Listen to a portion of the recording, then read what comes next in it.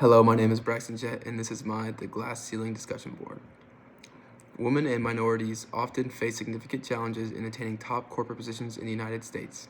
These obstacles stem from a combination of systematic biases, cultural expectations, and structural barriers that have persisted for decades. Understanding these challenges is essential to fostering a more inclusive and equitable corporate environment. One primary reason women and minorities find it difficult to gain top corporate jobs is the presence of unconscious bias. Despite advancements in awareness, biases against women and minorities, whether based on stereotypes or preconceived notions, continue to influence hiring and promotion decisions. For example, women are often perceived as less committed to their careers due to societal expectations surrounding family responsibilities. Similarly, minorities may face stereotypes questioning their competence or leadership abilities, even when they possess the necessary qualifications and experience. Another significant factor is the glass ceiling, a metaphorical barrier that prevents women and minorities from advancing to senior leadership roles. This barrier often arises from a lack of representation in decision-making positions.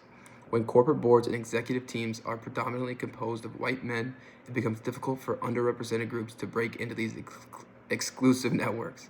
Additionally, the lack of mentorship and sponsorship for women and minorities further exacerbates the problem. Without advocates in leadership positions, it is challenging for individuals from these groups to navigate the corporate ladder.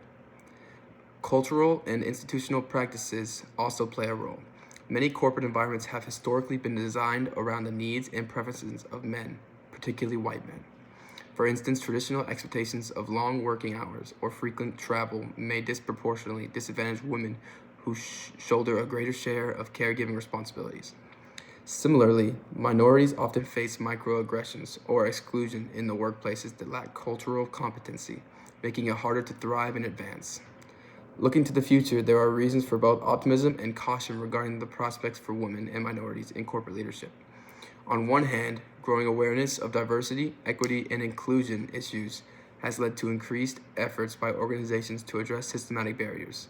Initiatives such as diversity hiring programs, leadership training for underrepresented groups, and transparent promotion criteria are steps in the right direction. Additionally, the rise of shareholder activism and public scrutiny has pressured companies to prioritize representation at the executive level. On the other hand, progress remains slow, and there is a risk of backlash or complacency. Some critics argue that DEI initiatives are superficial or performative, focusing more on optics than substantive change. Furthermore, economic downturns or shifts in political climates could deprioritize diversity efforts, making it harder for women and minorities to gain ground in corporate leadership. In conclusion, women and minorities face multi-faceted challenges in achieving top corporate jobs due to biases, structural barriers, and cultural norms.